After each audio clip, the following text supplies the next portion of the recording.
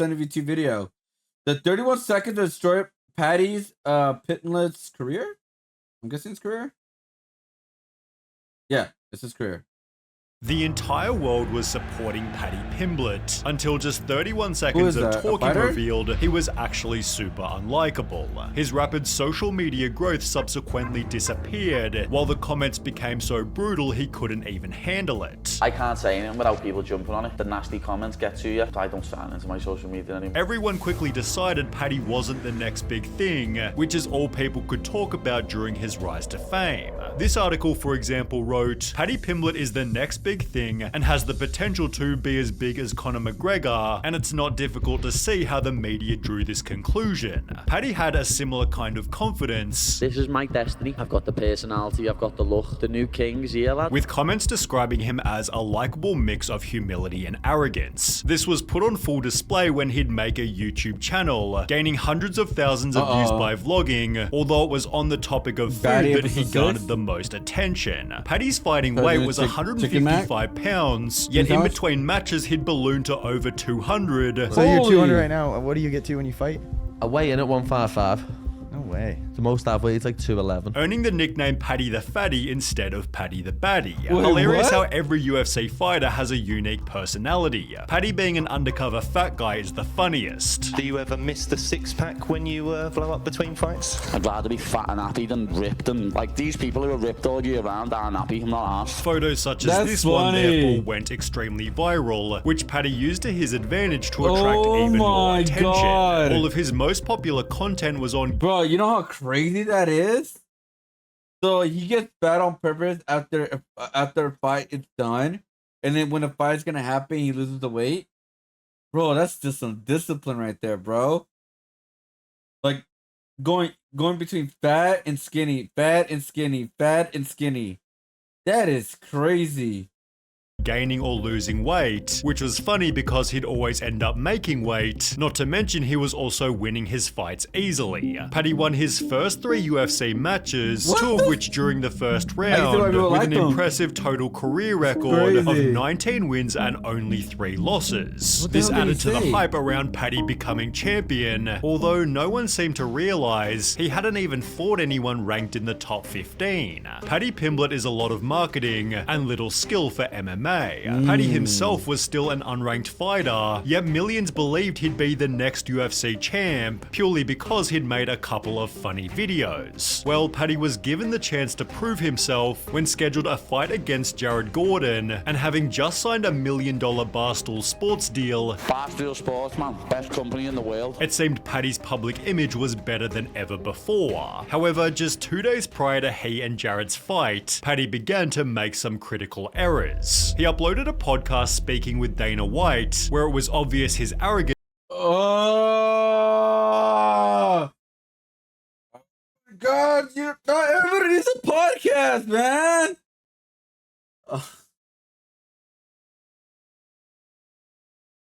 I swear, man. Everybody has a podcast. Bro, he just had to continue making videos, not a goddamn podcast, dude.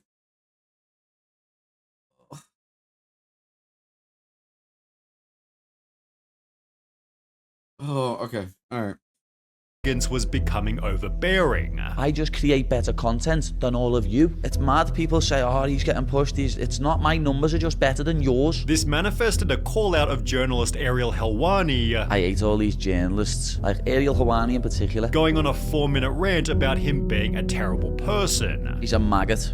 He's a lizard. Paddy's rant seemed kind of fun and edgy until Ariel responded, destroying Paddy in return. Everything that was said was a lie. It's lie after lie after lie after lie. Paddy made the claim that Ariel was fired from every job he had. Every decent job he's had, he's been sacked from. Yet Ariel explained that he hadn't been fired from any. Got sacked from every decent job that I have. Let's talk about the jobs that I've had. Even displaying a tweet by his former boss who wrote, "We had hoped to have Ariel continue in that role and made him an offer to remain with ESPN." Next, Paddy tried to insult Ariel by saying he wasn't a journalist. You're a content creator, Ariel. You're not a journalist. Stop lying. To which Ariel calmly responded, This use of the term content creator, is this supposed to be an insult? I've been trying to create content since 2006. If you're going to try to insult me by calling me a content creator, great. That's the worst thing you could say about me? Awesome. Yes, I'm a content creator and pretty damn proud of it. But Paddy's worst attempt at insult was saying Ariel should pay for his interviews. He uses fighters for clicks, uses fighters to make money. Get your dough out, Ariel. Start paying people for these interviews, what you make thousands and thousands and thousands of pounds on. Ariel responded by stating, Did Not Joe pounds, Rogan pay money, his guests? Did USD. Oprah pay her guests? Did Larry King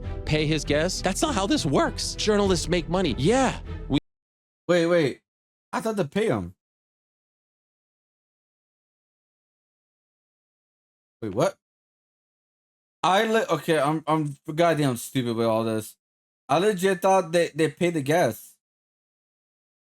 They pay some of them, right? Or am I stupid as fuck? We make money. Of course. Isn't that the whole point? spending 1 hour and 15 minutes total dismantling all of Paddy's arguments. Ariel came with all the evidence like a lawyer. Outstanding performance. This is how you absolutely obliterate someone. No smack talk, just facts. Ariel's video gained 29,000 likes and only 900 dislikes, while Paddy's initial call out received a much less favorable ratio, as well as comments such as, lost all respect for Paddy, throwing Ariel under the bus just to get brownie points from Dana. Paddy crying that Ariel makes money off fighters while sitting across from Dana was the most hilarious thing. Who would have thought Paddy's biggest knockout loss would come at the hands of Ariel Helwani, weakening Paddy's image before his biggest fight so far. Paddy waltzed into the match as confident as ever, with the audience expecting he'd beat Jared Gordon easily, although this isn't what would happen. Paddy spent the entire fight eating punch after punch from Jared, and by the end it seemed obvious that Jared Gordon had won. Out of 24 scores by the media, 23 called Jared the winner, and in a Twitter poll asking the public who won, 80% believed it was Jared. However, by some miracle, the judges ruled in Paddy's favor, completely surprising everybody. Huge L for our judges on that one. How? Why the judges did my guy J Flash Gordon MMA like that? Everyone in our building He got was paid like, off. damn, Paddy lost. The entire world was quickly turning on Paddy, which he could have turned around with a humble post-fight interview, although over the course of only 31 seconds, Paddy instead did the opposite. Oh, Joe began the interview by Okay, here we stating, go. I'm here with the winner, Paddy the Baddy. Paddy, that was a close one, to which Paddy responded with, no it wasn't, that wasn't close. You just controlled me in the third. But you know what, Joe? Have you consulted me manager and seen how much you're paying me for this interview? To which Paddy was met with silence. Joe then continued, you don't think it was a close fight at all? To which Paddy responded, no, not at all. I won the first 2 rounds and then coasted in the third. I knew I was 2 rounds up, so I didn't want to do nothing dangerous and risk losing the fight. I knew for a fact I'd won the first 2 rounds pretty easily, and demanding fight of the night as he walked off the stage definitely didn't help anything. I can't believe Paddy wanted fight of the night. He already got gift of the night. What an arrogant guy to say it wasn't close after he just got gifted the decision. This was honestly in the top 5 worst robberies I've seen, and his arrogant attitude after it is just making him look like a pleb. Paddy then went into a press conference where his arrogance became even worse. Everyone's got an opinion, lad. The opinions are arseholes. You know what I mean? Everyone's got one. I know I won that fight, simple as. I deal in facts, lad, and everyone talks about me, lad. That's how they stay relevant. People mention me. And despite Jared Gordon himself tweeting, I was robbed and everyone knows it, Paddy still went into more interviews refusing to show humility. The other person won. You don't see that at all from any others. No. The other problem was that people had realized Paddy wasn't as skilled as they thought. There was a real belief after that fight, okay, Paddy's not as good as we thought he was. Now sure, he could easily knock me out in under 3 seconds, but talks of him being champion were still a couple of years too early. Paddy looked like a journeyman. He's clearly not ready for the top 15. I could care less if I ever see him in a fight again, and apparently neither did the rest of Paddy's fans, as he began to lose thousands of followers per month. Additionally, people uploaded videos such as Paddy the Baddie getting rocked by unranked fighters, and Paddy Pimblett all losses in MMA, conveniently just days after Paddy ruined his image. Paddy then began to realize he'd made a massive mistake. The amount of times I've been told I lost that fight. The last year has been quite hard, to be honest, lad. The amount of people that have just been giving me hell on socials and online and stuff like that, know what I mean? I was the low-hanging fruit that it was easy to to jump on the hate bandwagon at the time, so everyone did it. And all of a sudden, this statement I'm always gonna have this media and this big bubble around me whenever I turn up to fight. was looking a lot less likely. He believed that his next fight could fix all his problems. When I beat Tony Ferguson, lad, everyone will jump back on the bandwagon. Although this didn't really happen. You see, Paddy was scheduled to fight Tony Ferguson, who'd lost all 6 of his previous matches. Oh, damn. Paddy therefore recognized that there wasn't much glory in beating him. When I win, people are gonna be like, oh, he was on a 6-fight losing streak anyway, he's finished anyway. Although ending the fight with a win was definitely better than losing. This time, Paddy gave a much more humble post-fight interview. He's one of the toughest men out there. Hats off to him, he's an absolute legend. Leading to comments such as officially off the Paddy hate train. Couldn't help to notice how determined he was, and humility goes a long way. Now welcome to the UFC, Paddy. He therefore gained back 300,000 followers, although it didn't restart the hype train like Paddy might have wanted. Others have suggested it feels like the spark has completely left him, although at the age of 29 he still has plenty of time to prove himself, albeit now with a much more grounded perspective. Probably never answer questions again in a post-fight interview about the actual fight until I've watched it back. In my own head, I'd done well in that fight, and then I watched it back and I guess like what I had in my head. Yeah, I guess he was trying to come up like too cocky, like the character or something like that, but it just really backfired. But yeah, he's only 29. There's still plenty of time for him to like make a big comeback. Yeah, I heard about him, and he would just disappear for one like the next thing. So I never fails to inform me about how someone I never knew became hated. We love the egotistical he is. F this guy, he needs to let humility. Made him really made him lose his spark.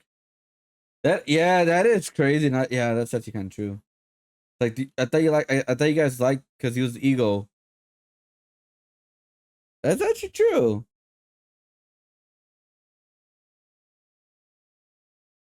All I know about this guy is that he had a collaboration with an energy drink that I see every time. For 1 second, hated the next second. Yeah, I mean that's how it is with like what do you call it? Public celebrities and stuff. It's like they won't remember all the good stuff you do. They remember what the one bad thing you did, aka maybe said to you as well, and that's how society works. For some people, they could like get away with it, quotation marks, but for the most part, once like they make up your mind in social media, it's over.